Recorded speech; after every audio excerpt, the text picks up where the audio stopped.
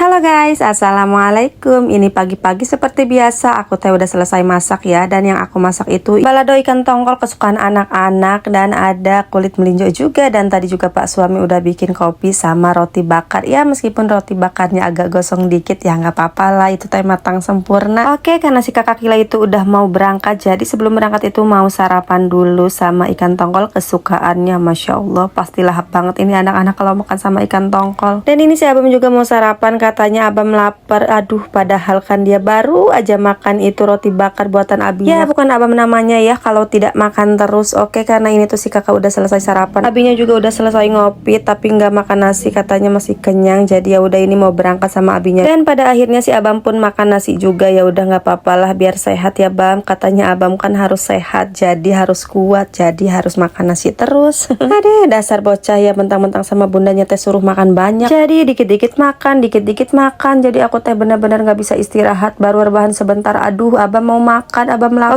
Oke, nggak apa-apa, yang penting abang teh sehat ya, makan yang banyak. Dan ini pak suami udah mau berangkat, udah pakai helm kuning-kuning moronyoy gitu ya. Dan setelah pak suami itu nganterin si kakak Kila, ya udah pasti dong aku yang jemput.